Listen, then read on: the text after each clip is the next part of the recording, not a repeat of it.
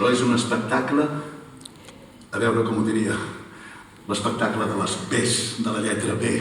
És un espectacle bueno, bonito i no barato.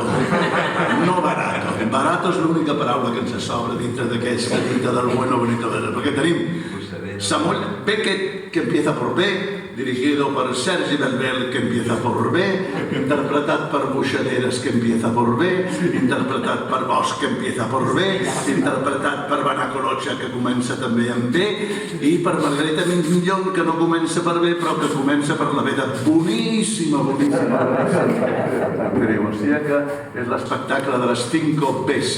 B por 5, potser es podia haver anunciat B por 5, i B en tot el sentit no només de la lletra B, sinó del concepte de bé, de ben fet, de ben pensat i de ben parit, si em permeteu. Doncs res, benvinguts al Romea, feliços de començar aquesta part àlgida de la temporada. El Jordi la van fer i la Rosa Novell. Era una coproducció entre el CAER de Reus, el Grec de Barcelona i la Sala Muntaner. La idea era fer-ne 2 a Reus, 3 funcions al Grec, i teníem d'entrar al Muntaner. El Muntaner ens va dir, en lloc d'entrar, em sembla que era el mes d'octubre, Jordi, més o menys, es retarda un meset, espereu una mica i entreu més tard. I aquest més tard van fer obres i l'obra es va morir pel camí. I ens vam quedar sempre amb les ganes de dir, home, tornem-hi. Ho vam anar-ho intentant amb el temps i no hi havia manera. I vull dir que és molt d'agrair que al final Focus o el Jordi González digués doncs sí, ara penso que pot ser el moment de poder fer el fi de partida. I llavors, qui millor... Jo penso que fer Beckett te l'has d'estimar per fer Beckett. T'has d'enamorar d'aquestes paraules i t'has d'enamorar d'algú que va tenir, suposo, una visió connectada amb un cosmos, no ho sé explicar, però els que estem enamorats del Beckett ens porta a un lloc i ens fa tocar terra d'una manera molt especial i al mateix temps molt teatral, de debò.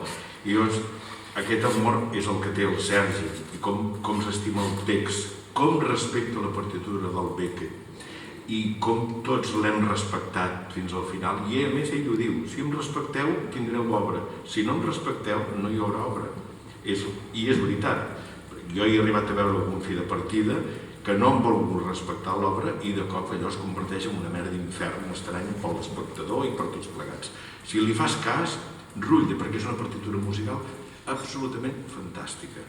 Bé, i dit això, el meu agraïment és infinit perquè al final, per fi, podem tornar a fer això. Com veieu, soc un gran enamorat de Beckett, igual que en Jordi, quan li va dir Jordi, i això, què et sembla?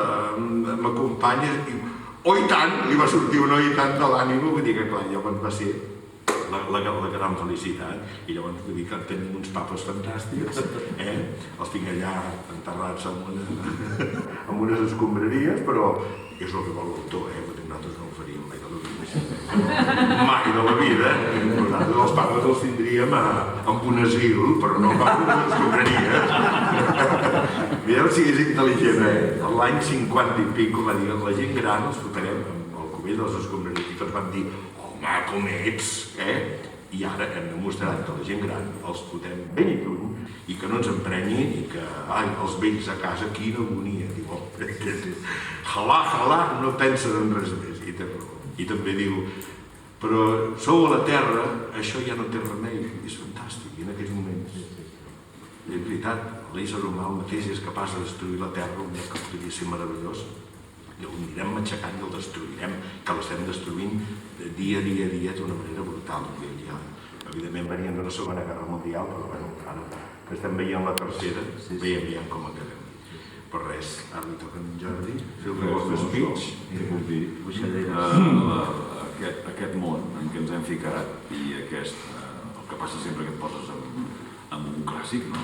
Que vius amb ell, llegeixes amb ell, dorms amb ell, a cada assaig descobreixes una cosa, a cada rèplica et fa donar voltes i més voltes i vas veient connexions. Aquesta professió és trobar-te en un muntatge on et passes els 2 mesos assajant, aprenent, mirant, per mi, uns monstres de la interpretació el que arribes a aprendre veient com van construint el personatge, com va sortint, com van creant, com va creixent, és collonuda aquesta professió. Aquesta de que puguis estar aprenent coses vol dir que això no s'acabarà mai. Això.